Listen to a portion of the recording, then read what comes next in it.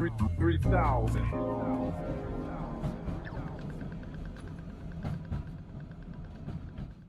What is doing? My name's Maloney. This is the 3000 podcast. I'm joined today by the first ever podcast returning guest, Dougo, founding member of the Cave Clan. Thanks for coming, man. Cheers. No worries. Pleased to be here.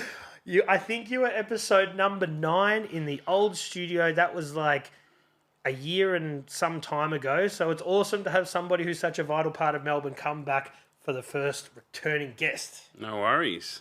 Good to be here.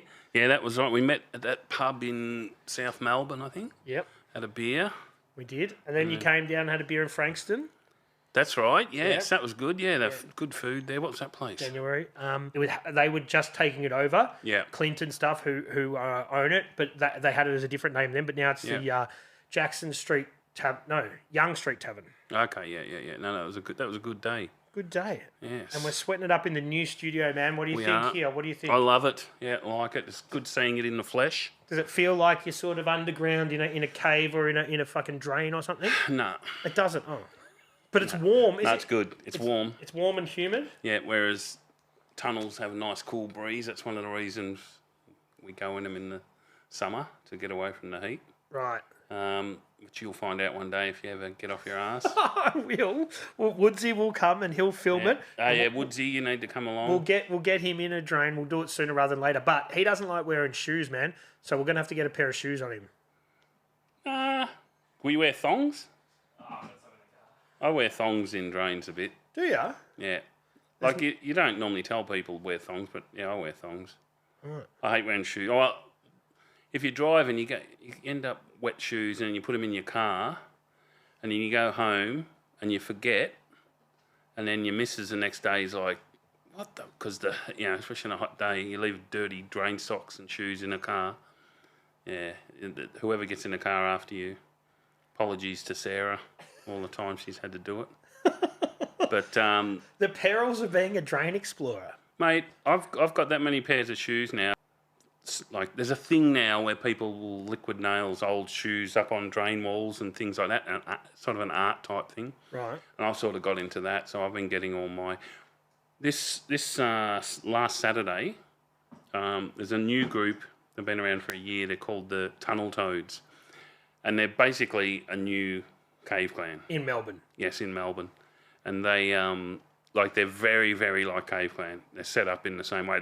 And last Saturday, they had their awards night called the... Their version of the Clannies. Yes, their version of the Clannies, which were the Golden Toads, which I went along to. I've met them a few times and I've done a few drain walks with them. And they, at the end of the awards, they pulled out a shoe that I'd left tied to their car after I'd been in drain, just stinking drain shoes that I tied onto one of their cars because I left a bit before them. Anyway, that was like 6 months ago. Well, they've pulled this shoe out, they've painted it gold and presented it to me.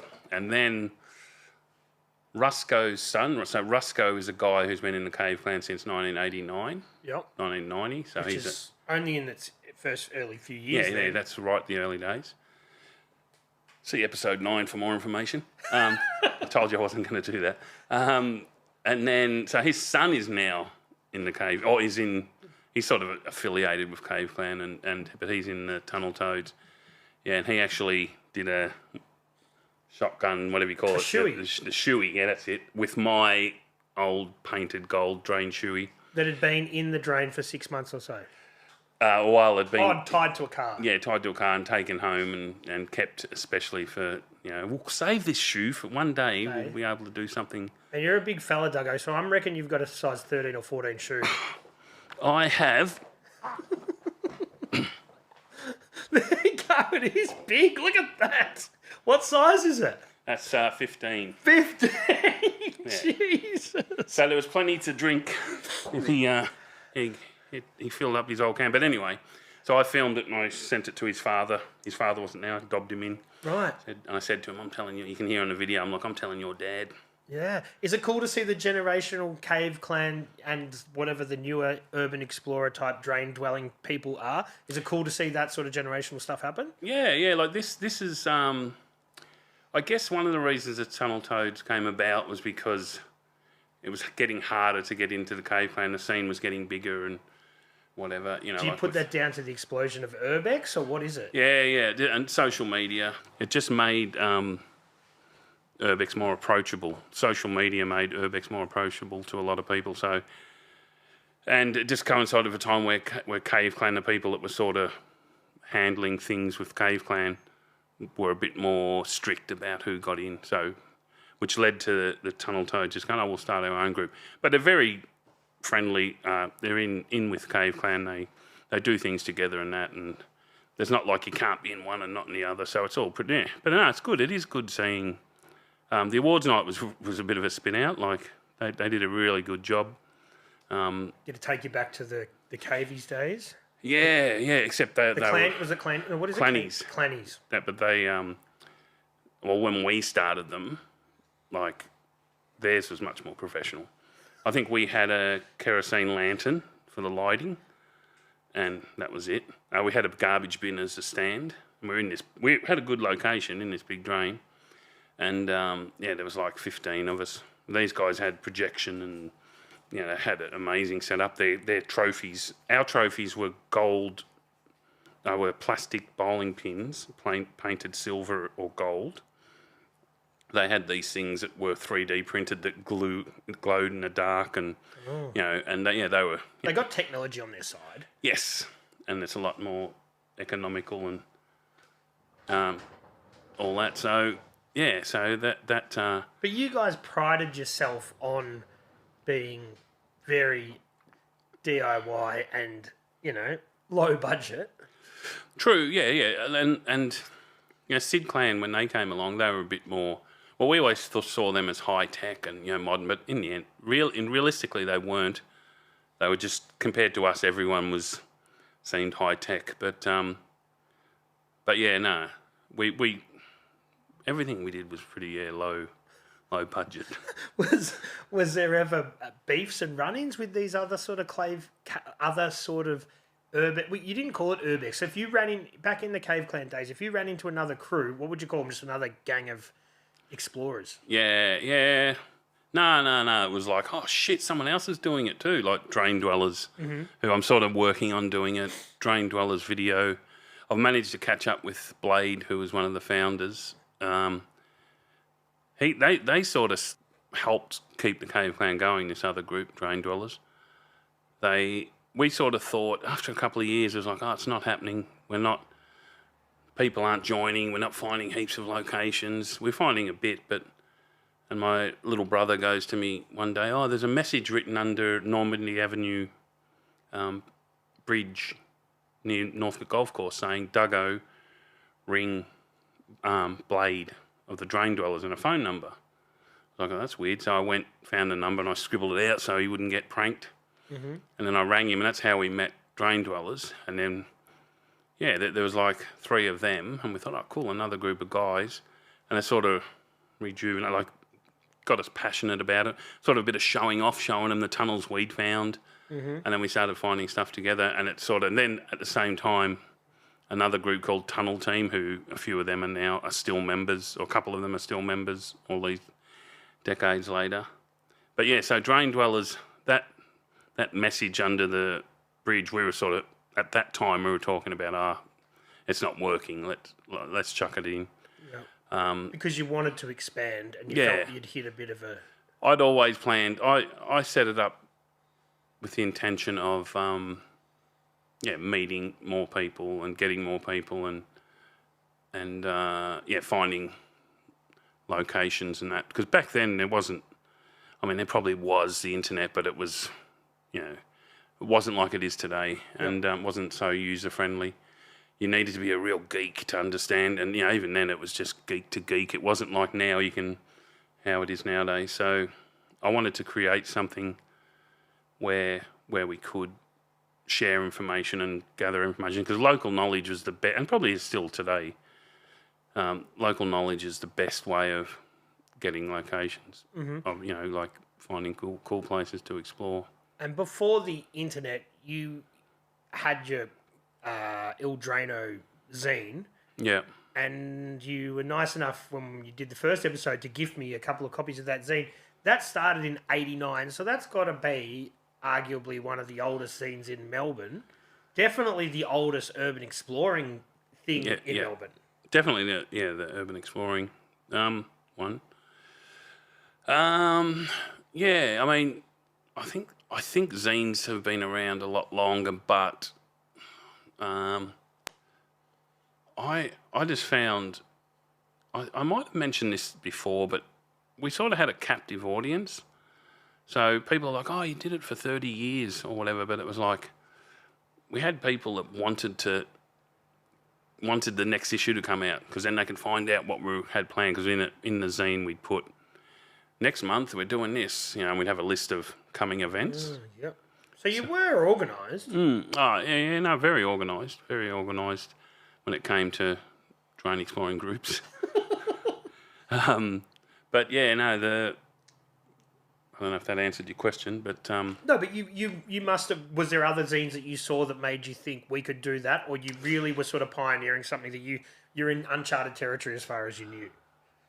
As far as I knew, it was uncharted territory. I can't remember seeing, like, I wasn't going to polyester books then. Yep. That wasn't until years later, and I started saying, "Oh, the zines are there's a zine scene." And then. So at the time, I wasn't, with a lot of the things I did, it was more about building the group. Like, I wasn't thinking about, whether there was a zine scene. Like, for example, stencils. We started doing stencils really early days. Yep.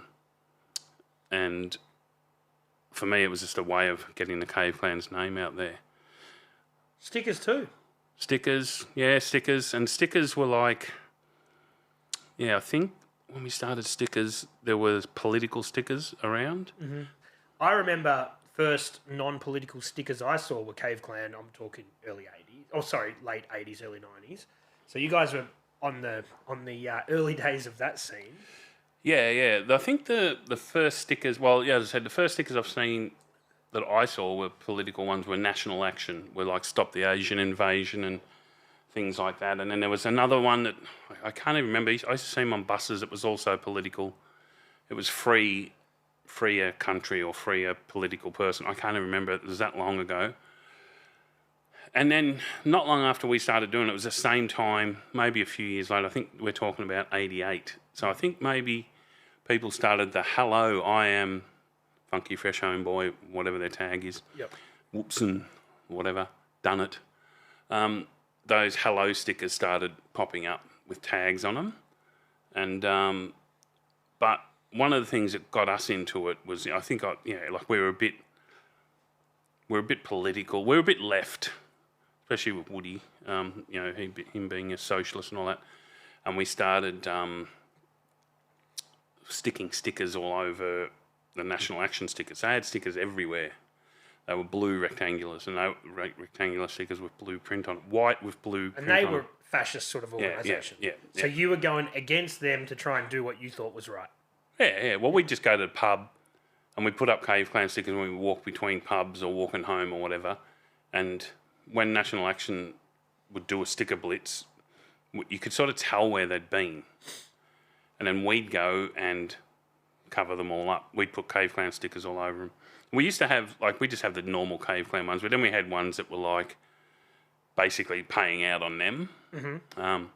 But I have told this story before, but the bit I haven't told is, and you probably, if people do a Google, they'll get more accurate information than what I'm about to give you. But the guy who was in charge of National Action ended up going to jail for stabbing someone for giving National Action shit. Like for dissing them, he got in a fight with them. You're playing with fire, putting shit on their stickers. So in hindsight, and the bravado would have been if we had been covering over their stickers, and they caught us, they would, we would have been like, "Yeah, fuck you guys," Yeah. But it turns out this guy's fucking nuts, and it makes sense. Totally. So that was got us sort of putting stickers up everywhere. Oh, there was a place in across from just up from the Collingwood Town Hall, across across from our post office box in Abbotsford, which we've still got us. We've had it since 1990, called Jack Split, and they used to sell stickers, and they used to have all these different odd shaped ones and that, and coloured ones, and they'd sell them for like $7 a box clearance, and it was $7 for 200 sheets. So I used to just go in there, and they'd have at their front counter. It was more like a business thing. It wasn't a shop. Yep. And they'd have this shelf with all these clearance stickers on it. And I used to just walk up, and they'd see me coming up the stairs, and they'd be like, "Here he is," and I'd just grab boxes. You're getting rid of their shit though. Yeah, yeah. And then we'd go and photocopy. They were just photocopied. We'd just photocopy our own stickers onto them. But we had thousands, and there was a period there where Melbourne was just covered in, green rectangular stickers or blue or red. There was all different shapes, round ones, And at that time, though, because stickers weren't as prevalent as now, like now you go anywhere, you'll see stickers all over the place, whether it's graffiti dudes, whether it's people advertising their business, whether it's just people that think the slap culture's cool. But then people would see a sticker, think it's either politically motivated or they weren't really sure. So that would also add to the, the mystique of the Cave Clan, with people going, what is this Cave Clan? when we were putting the stickers up, no one sort of knew what it meant. And then when we started, and they couldn't contact us. So it was kind of just like a form of tagging, I guess. And also shits and giggles we were making up, trying to be funny on them.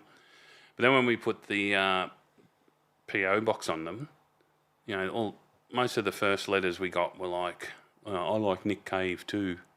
Or, oh, are you guys into the clan of the Cave Bear or something? Like no one knew what we were talking about. So then we started doing media, like a current affair and that. And then people knew, and then that's when it sort of really took off, like started growing. So the stickers, played a huge part in the Cave Clan's formation. 3,000. What is doing? I hate doing it, but I'd like everyone to like, subscribe, share the content. Sharing is really important. If you like the content that I'm bringing you with the 3000 podcast, you want to help us grow, make sure you do all that stuff. Follow us on Instagram, like, subscribe, share, do all that good shit.